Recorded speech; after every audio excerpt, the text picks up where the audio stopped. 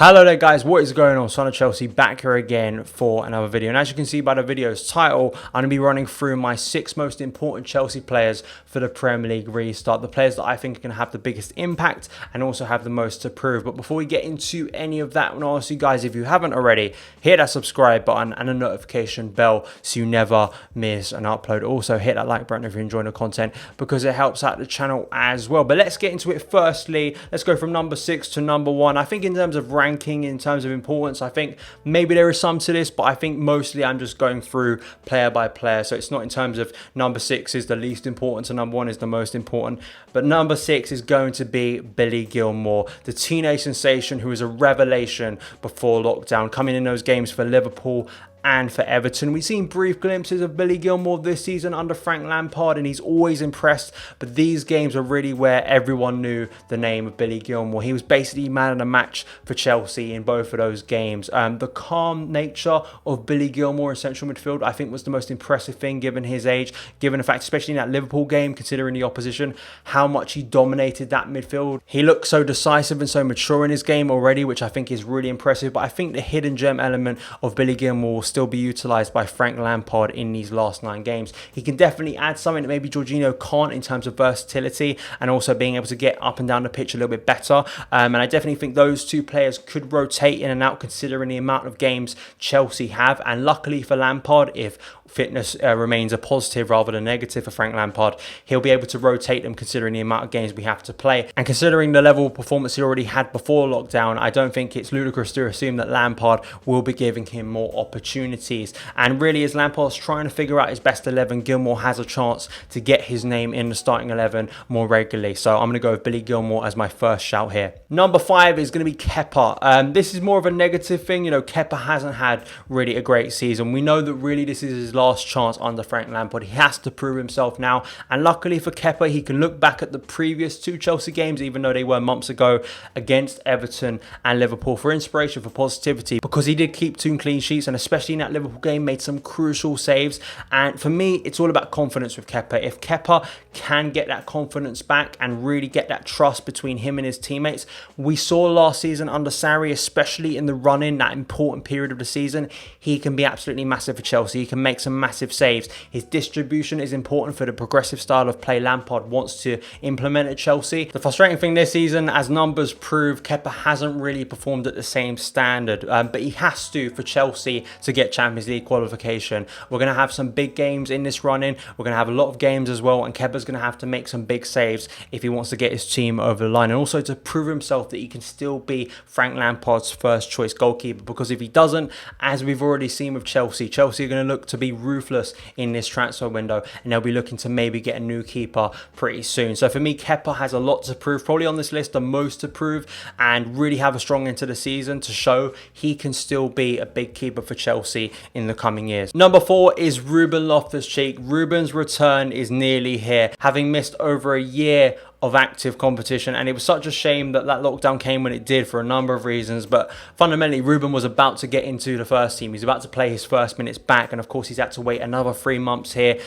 I'm not going to put too much pressure on Ruben. I don't expect him to suddenly turn up and be amazing from day dot, and I really hope fans understand that and don't heap too much pressure on Ruben, just understanding the level and the extent to the injury he's just had. But if he can get back to some sort of form, there's no denying the transformation Chelsea's midfield could have with a fit Ruben Loftus-Cheek within it. He transformed Sarri's midfield last season at a similar point, adding goals, pace, great movement, acceleration, creativity, all of those things that Chelsea at times still have lacked this season in midfield. I think the danger that Ruben poses to opposition is something so unique for Chelsea, and I definitely think it's something that Lampard is going to want to utilise. For me, this is Ruben Loftus-Cheek's moment. If he can get past his fitness issues, I think he can easily become Chelsea's best and most important player.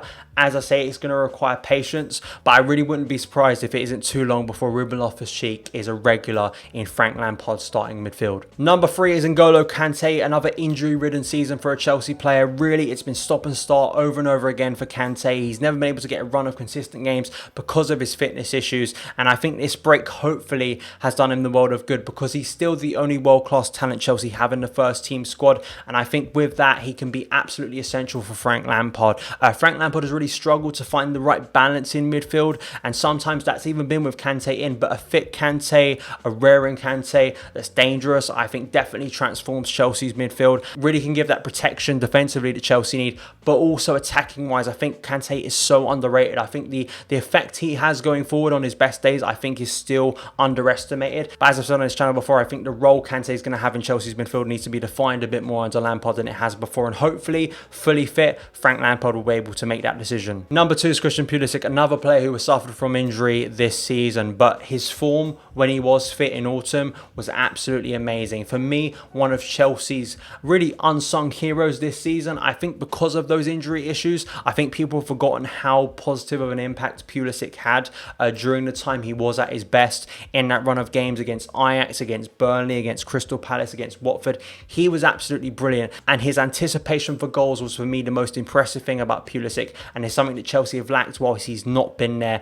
And I think as Chelsea try and get over the line to qualify for the Champions League, I think Pulisic's impact is going to be huge. Definitely running in from that left. If Reece James can get his deliveries right, I think Pulisic could profit off of that. As Chelsea look to end the season on a high, I think Pulisic has to be in Frank Lampard's starting 11 regularly. So for me, Pulisic is absolutely in contention to be Chelsea's best player for the remaining games, and I'm happy to see him back fit again. And number 1 is going to be Chelsea's top goal scorer currently, Tammy Abraham. That ankle injury around January, I think it was, against Arsenal, really took him out, and then of course Olivier Giroud came into the team, done a decent job. That 20 goal tally is still in sight for Tammy Abraham, and I wouldn't be too shocked if he's starting on Sunday against Aston Villa and starting regularly once again. Tammy has had a difficult season at times. He's had to adjust to the Premier League, the physicality, the ups and downs, being Chelsea's main striker, dealing with defences differently, the way a defence when he played for Aston Villa would treat him differently to the way a defence would treat him playing for Chelsea. And I think Tammy has come out of that looking stronger. I think 15 goals for his first season as Chelsea's main striker, I think is so impressive. XG sort of has him at around 18 goals, but if he can reach that 20 goal mark, which would match Diego Costa's first season at Chelsea, I don't think anyone could honestly say his first season hasn't been an overwhelming success for Chelsea. And his goals could be the difference maker in terms of getting Champions League football and not getting Champions League football. I think his pace is something that Chelsea maybe have lacked, and Olivier Giroud is a really good steady hand to bring into the team as Lampard has utilised his experience, and I still think Giroud, with the amount of games we have, will get a chance to play for Frank Lampard. But I think Tammy really offers the best of Frank Lampard's football this season, and I think for me, Tammy absolutely will be full of confidence now to get back on the pitch, get back into the best form of his career. So those are my 6 most important players for Chelsea in the Premier League restart. Do you agree? Do you disagree? Please give me your list in the comments below. I'm really intrigued to hear your opinions. But thank you guys so much for taking the time to watch this video. If you did enjoy it, hit that subscribe button and the notification bell so you never miss an upload. Follow me on Twitter at Son of Chelsea. Have a great day, and I'll see you again.